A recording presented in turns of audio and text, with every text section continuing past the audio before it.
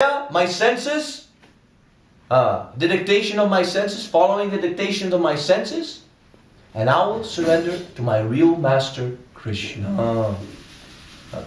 That decision I have to make. That decision Krishna will not make for me. And that I have to make. And then, if I'm able to do the sacrifice, then the spiritual life begins. It begins. It's not even begun. If I'm not able to do the sacrifice, my spiritual life has not even begun. It is simply a joke. It is a hypocrisy.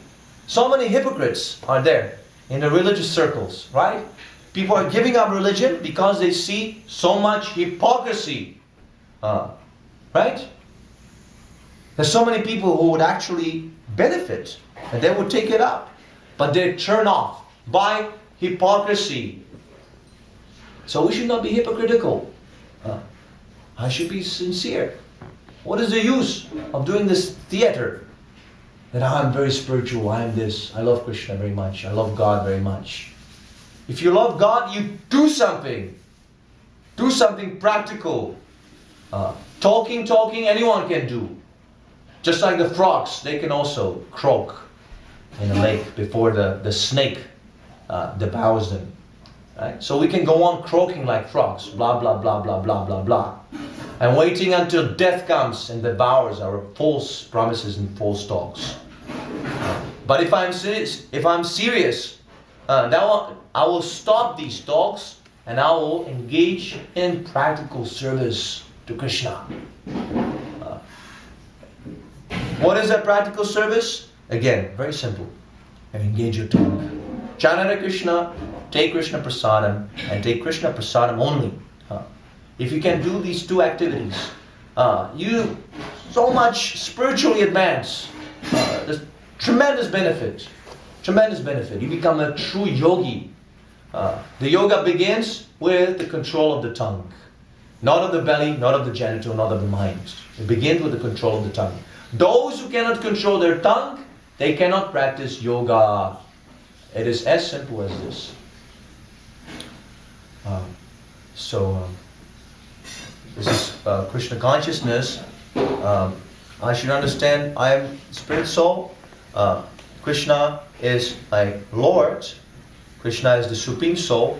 And I have a relationship with Him. That relationship is manifested by service. That service can be begin immediately simply by this chanting. Hare Krishna, Krishna Krishna, Hare Hare. Hare Rama, Rama Rama, Hare Hare. This sublime process, Maha Mantra meditation, is a direct service to Krishna. It is not some kind of a manufactured system. You're directly pleasing Krishna. We should take advantage of this. When we speak of service, it is not whimsical service, that I'm going to serve the humanity, I'm going to feed the poor, I'm going to be good to people, I'm going to be moral and so on, and then Krishna will be very happy by it. No, I should serve Krishna directly according to how He likes. So I have to know God first of all. Before I can serve Him, I have to know what He wants. We're all serving somehow or other. Service is the symptom of the life, of living entity, of the soul. But I have to serve favorably Krishna. That's why the spiritual master is here, to engage us favorably.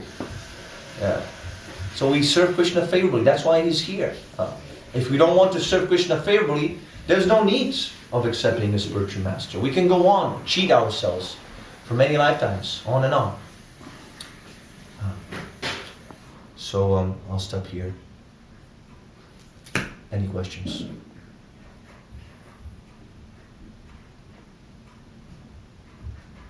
What's the difference between following the example and imitation? Like when Krishna is talking about following our own dharma, rather than imitating someone else's. It's chapter 18. Okay. Yes. Not to just, not to imitate blindly, as if, oh, I'm going to do this and then I'll be just like them. And yes. This is related to the varnashram system. There is the the four divisions in human society. These are natural divisions. There are the intellectuals, they're called brahmanas. There are the administrators or politicians, they're called kshatriyas. There are the businessmen, they're called vaishyas. And then there are regular workers, shudras. So these categories are naturally there in society. But unfortunately, in our society, there's no training. So someone who has the qualification or propensity to be an intellectual, he's serving as a shudra. He's very, very unhappy. Someone who has a propensity to be a shudra, he's serving like a politician. Just like all these politicians, they're pocketing money and enjoying with prostitutes and intoxication. They are shudras actually. They're not qualified to lead a country. So along with the spiritual knowledge, Krishna gives us also how to guidance, how to train different people according to their different propensity and different qualification. So Kalo Shudra Sambhava, unfortunately in this age of Kali, all these castes, it's all mixed up. There's no training. This bona fide training is finished. There's no such a thing. That's why Lord Chaitanya, he comes and he says, you simply chant Hare Krishna. And whatever you do, you try to dovetail in the service of Krishna. The Sankirtan movement, trying to propagate the Sankirtan movement. So that is very, very far away, this Varnashram Dharma, to consider who is a Kshatriya, who is a Brahmana, and so on and so on. At this point, we cannot apply that. We cannot apply. So we tell everyone, you simply chant this Hare Krishna mantra. You chant. And Srila Prabhupada, he gave a Brahminical training. Brahminical training. The highest class, he provided for everyone. Everyone can come. This is actually our Krishna consciousness movement. We give Brahminical training. We give the opportunity to everyone that you all become Brahmins, regardless of what is your qualification. Because now people, they don't understand. They're not sincere. They're cheaters. Everyone wants to, I want to be Brahmin because that's the highest. They're not sincere to themselves. Even if you tell them, try to, study yourself and your propensity, and maybe you're a Kshatriya, maybe you're a Vaishya, they will not be sincere. They also need the guidance. The Brahmin, he also decides, you're this, you're that. Where are these Brahmins who can decide what is people's propensity? There's no such qualified Brahmin now. So we say like this, you come to the highest. You all become Brahmins. This process, what we practice here is a Brahminical training. You come here, you hear, you chant with us, and we can give you a Brahminical training. You can become a Brahmin simply by this process. Actually, Vaishnava is higher than a Brahmin. He's beyond all these material designations. So we give that. And you try it out, you test it out. If you feel that, it's too much, then you gauge whatever is your propensity. This is the system. This is actually what happened. Prabhupada, he told everyone, you join, come, everyone join the temple. Everyone become a Brahmin, everyone become a preacher. Come. Whoever you are, whatever nonsense, hippie, whatever, ganja head, LSD head, you all come. And then they started chanting, they become very enlivened. And then they realized, it's good, I like it, but I cannot do more than this. I cannot read the books.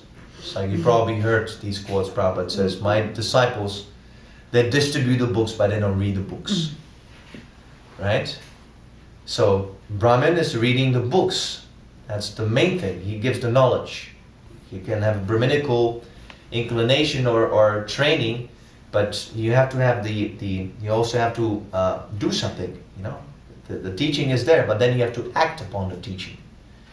So, if you simply think, I read the Bhagavad Gita one time, I know everything, I don't need to read it again, that is not a Brahmin.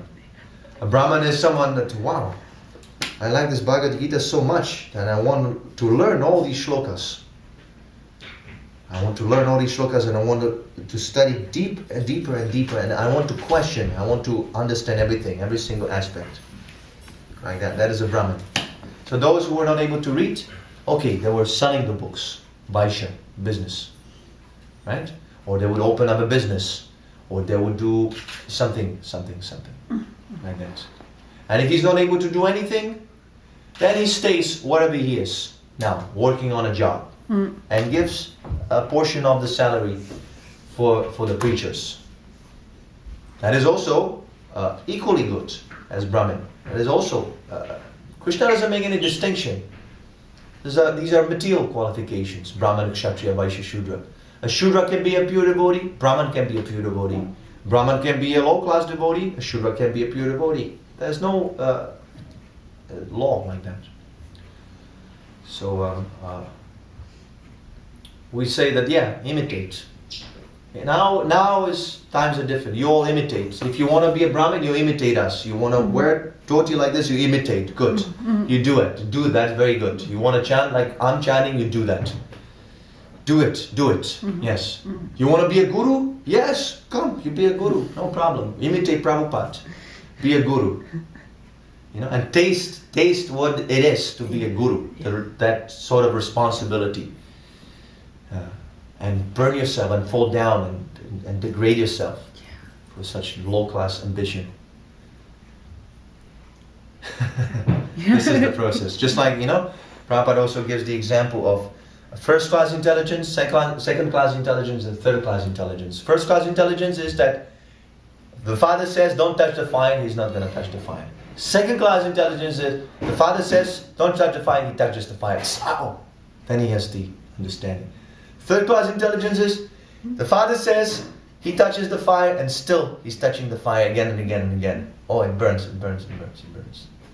So right now people are in the second and third-class intelligence category. So they can't hear properly that you should do this, you should do that, and they don't want to. They want to try everything. I want to have the experience. I don't want to just hear the theory. I want to experience everything. So you come, you nonsense rascal, you fool number one, you experience. Go, take prasadam, chant Hare Krishna, join full time, shave your head, put on a dhoti, put on the sari, do everything, whatever you like. And then when you're a little bit lucky, then you understand, oh, I'm a fool number one. That's where you can actually accept the bona fide spiritual master, when you understand I'm a fool number one. Grantharaj Srimad Bhagavad Gita ki jai, Srila Prabhupada ki jai. Om Vishnu Paraya Krishna Prasthaya Bhutali Srimad Bhakti Vedanta Swami Namaste Saraswati Devi Gaurivani Bharacharya Shri Shri Krishna.